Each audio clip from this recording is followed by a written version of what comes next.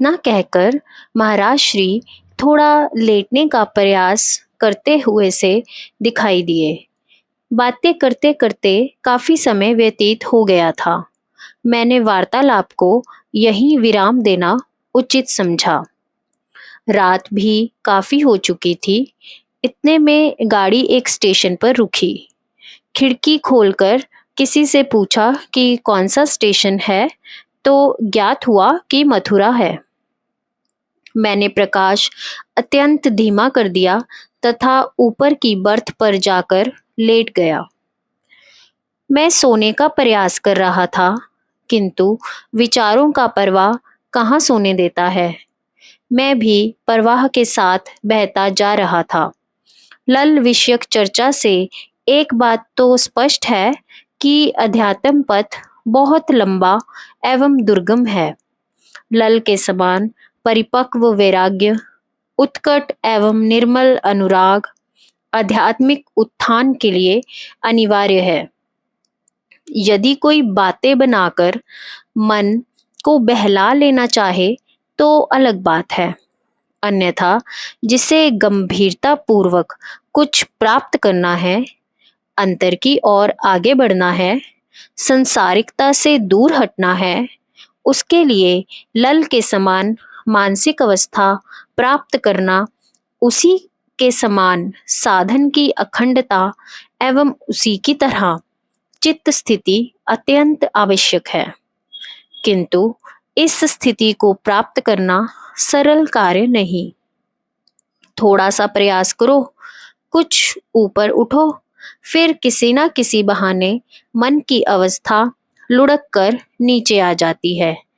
तब पहले से भी बुरी स्थिति हो जाती है। संसार ने ऐसा जकड़ रखा है, अथवा ऐसे कहो कि हमने संसार को ऐसे पकड़ रखा है कि उससे ऊपर उठने का कोई मार्ग दिखाई नहीं देता। कहने को तो कबीर ने कहा, मेरा मन अनंत कहाँ सुख पावे, किंतु यहाँ तो मन रूपी पंछी सुख की आशा से पुनः पुनः संसार रूपी जहाज पर ही आकर बैठता है। उसने सुख का एकमात्र कारण जगत को ही मान लिया है। मन अजीब सी उलझन में फंसा है। गाड़ी तीव्र गति से भागी जा रही थी, किंतु अंतर में विचार प्रवाह की गति उससे भी तीव्र थी। ऐसे में भला नींद कहाँ से आती। बेचैनी में बार बार करवट बदल रहा था। विचारों ने पलटा खाया। अरे, साधक होकर ऐसी निराशा। यदि आरंभ में लल भी इसी प्रकार सोचती तो क्या वह इतनी उत्कृष्ट साधिका बन पाती? कभी नहीं। सभी महापुरुषों ने कभी ना कभी शून्य से ही आरंभ किया है। क्या महाराज श्री एक ही दिन में महाराज श्री बन गए हैं? जब यात्रा इतनी कठिन तथा लंबी है तो श्रम तथा धैर्य धारण करना भी अनिवार्य है, आवश्यक है। मार्ग में कठिनाइयां तथा अटकाव भी आएंगे। जब मार्ग फिसलन भरा हो तो गिरना उठना भी होगा। जो धैर्य पूर्वक निरंतर गति बनाए रखेगा वही एक दिन गंतव्य तक पहुंच पाएगा। ऐसे ही विचार वेग चलता रहा। इसी में झपकी आ गई। स्वप्न लोक समक्ष उपस्थित हो गया। देखता हूँ, मैं एक विद्वान तथा तपस्वी ब्राह्मण हूँ। जंगल में बैठा ध्यान लगाने का प्रयास कर रहा हूँ। इतने में हिरणों का एक झुंड मेरे सामने से भागकर निकल जाता है। मेरी आंख खुल गई।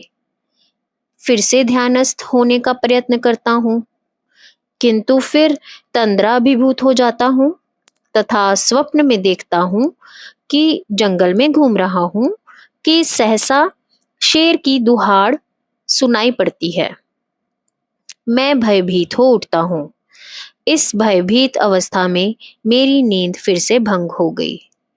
मैं फिर से ध्यानस्थ होने का प्रयत्न करता हूँ कि मेरे मन में स्वप्न में अतीत में घटी एक घटना को स्मृति वृत्ति से प्रभावित होकर अंतर में साकार रूप दे दिया, जिससे डरकर फिर मेरी आंख खुल गई। मेरा शरीर कांप रहा था।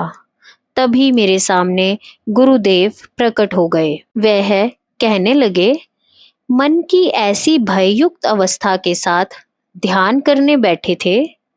कामनाओं, वासनाओं, विकारों तथा पूर्व स्मृतियों को उठाते रहना, काम, क्रोध, लोभ आदि वृत्तियों को उभारते रहना तथा दृश्य जगत में भटकाते फिरना, मन का यही काम है।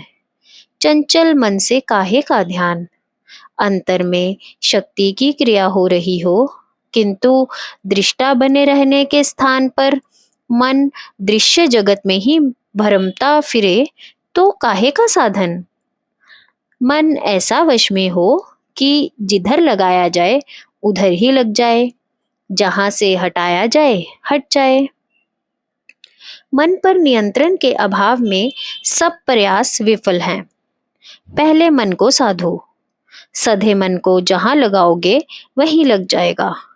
फिर तुम्हारे पास शक्ति जागृति का प्रत्यक्ष साधन है। बिना किसी बाह्य अवलंबन के आंतरिक क्रियाशीलता स्वतंत्र प्रक्रिया है।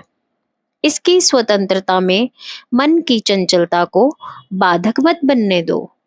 जब अंतर जागृत गुरु तत्व के प्रति समर्पित होकर, निर्भय एवं निश्चिंत होकर, वासना से मुक्त होकर निर्विघ्न ध्यान में बैठोगे तो तुम्हारी दृष्टि एवं लक्ष्य दोनों अंतर्मुखी हो जाएंगे, अर्थात तुम्हारा मन आंतरिक अनुभव तथा क्रिया पर स्थिर हो जाएगा।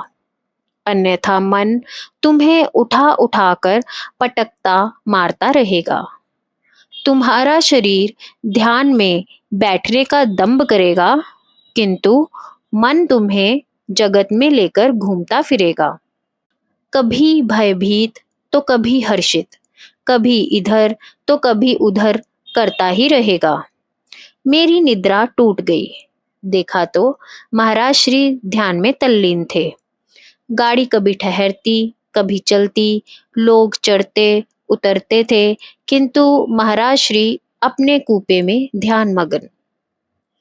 विचार प्रवाह फिर आगे बढ़ चला। अब की बार विचारों का केंद्र स्वामी गंगाधर तीर्थ जी महाराज थे। कभी उनके एकांत सेवन पर मंथन होता, कभी उनकी उपरामता तथा सतत साधन पर। इसी प्रकार विचार करते करते निद्रा ने फिर दबोच लिया। स्वपन में जगन्नाथपुरी में चंदन तालाब के किनारे स्वामी जी की कुटिया दिखाई दी। उस समय वह चंदन के वृक्षों का वन रहा होगा। अब तो चारों ओर पक्के मकानों तथा लोहे सीमेंट का जंगल है। संभवतः इसीलिए उसे चंदन तालाब कहा जाता होगा। इसी तालाब के किनारे कुटिया चंदन वृक्षों से घिरी हुई। कुटिया के सामने एक बड़ा सा आंगन। स्वामी जी महाराज अभी ध्यान से उठे ही हैं तथा कुटिया के सामने आंगन में टहल रहे हैं। अकस्मात अधर से एक महापुरुष प्रकट होते हैं, चेहरे पर आध्यात्मिक तेज छलकता हुआ, खुले पांव, एक हाथ में कमंडल, शरीर पर केवल कोपीन।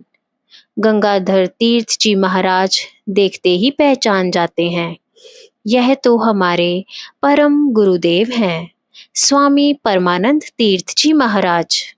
गंगाधर तीर्थ जी महाराज प्रणाम करते हैं, चरण रज मस्तक पर लगाते हैं। परम गुरुदेव को आसन पर विराजमान कर कहते हैं, धन्य भाग्य जो गुरुदेव श्री के दर्शन हुए। परमानंद तीर्थ महाराज, तुम जब से यहाँ आकर रहने लगे हो तभी से मुझे इस बात की जानकारी है, किंतु इधर आना नहीं हो सका। साधन में ही समय निकलता रहा। अब सोचा कि तुमसे मिलना भी हो जाएगा तथा भगवान जगन्नाथ के दर्शन भी हो जाएंगे, यही सोचकर चला आया। गंगाधर तीर्थ जी महाराज, आपके आदेश का मन में स्मरण बना रहा है कि अब समय आ गया है कि शक्तिपात विद्या को गुप्त अवस्था से प्रकट अवस्था में लाया जाए। आज के जन समाज को इसकी बहुत आवश्यकता है। सामान्य जन के लिए साधना में आगे बढ़ पाना बहुत कठिन हो रहा है। सो आपकी कृपा से काली किशोर नामक एक युवक, जो इस कार्य के लिए उपयुक्त प्रतीत हुआ, मिल गया है। मैंने उसे दीक्षा देकर इस विद्या को जन जन तक पहुंचाने का आशीर्वाद दिया है। परमानंद तीर्थ जी महाराज, यह तुमने सुंदर कार्य किया है। हम जैसे कुछ लोग साधन की गुणवत्ता बनाए रखने में कार्य में रत हैं। यही इस विद्या का स्थायी भंडार है, जिसे जन समाज में लेकर जाने से कलुषित होने की संभावना उदय कर लेना उचित नहीं। जब कभी संसार में इस विद्या के प्रचार प्रसार की आवश्यकता होती है, तो हम लोगों द्वारा इसे सीधे कर पाना ठीक नहीं।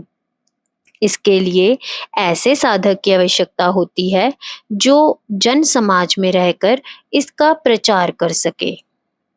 गंगाधर तीर्थ जी महाराज, जब संसार में इसका अत्यधिक प्रसार होगा, तो जहाँ इस विद्या का प्रकाश जगत विकारों पर पड़कर उन्हें शिथिल करेगा, वहाँ विकारों की काली छाया भी प्रकाश को ढक लेने का प्रयत्न करेगी। गुणवत्ता पर प्रभाव तो पड़ेगा ही। परमानंद तीर्थ जी महाराज, इसमें क्या शंका है? हमारा भी यह कई बार का अनुभव है कि संसार में जब भी इस विद्या का प्रसार हुआ है, इसके स्तर में काफी कमी आई है। तब यह साधन कुछ ही साधकों तक सीमित रहकर भूमिगत अवस्था में चला गया है। यह क्रम संसार में कई बार दोहराया जा चुका है। इस बार भी यही होगा। ऐसा समय आएगा कि जब यह विद्या या तो शास्त्रों के पन्नों तक सिमट कर रह जाएगी, अथवा कहीं कहीं भूले बिसरे संसार से उदासीन साधन के प्रति समर्पित साधकों को गिरी कंदराएं अपने अंधकारमय वातावरण में समेट लेगी। किंतु यह बात अवश्य है कि अपने प्रकट काल में यह विद्या कुछ साधकों को अवश्य लाभान्वित कर पाएगी। मैंने पिछले 500 वर्षों में केवल 2 व्यक्तियों को ही दीक्षित किया है। एक तो तुम्हारे गुरुजी मुकुंद तीर्थ जी, तथा दूसरी कश्मीर की साधिका लल। यह 2 साधक ही मेरी नजर में पूर्णतया अधिकारी सत शिष्य पाए गए थे। तुम जानते ही हो कि शक्तिपात की गुप्त धारा में अधिकार निर्णय पर विशेष बल दिया जाता है। वास्तव में यह दोनों दीक्षाएं भी नई नहीं थी। दोनों ही पूर्व जन्मों में शक्तिपात के साधक थे। दोनों की स्थिति पर्याप्त उत्तम थी। इस जन्म की अब की बार की दीक्षाएं इस जन्म का व्यवहार मात्र था, अथवा उनकी पहले से जागृत शक्ति की अनुशासन प्रक्रिया थी।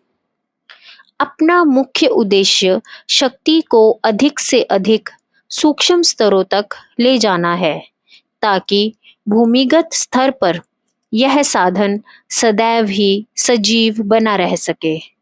सामान्य साधकों को भी जैसे तैसे इसका कुछ ना कुछ लाभ पहुंचता ही है।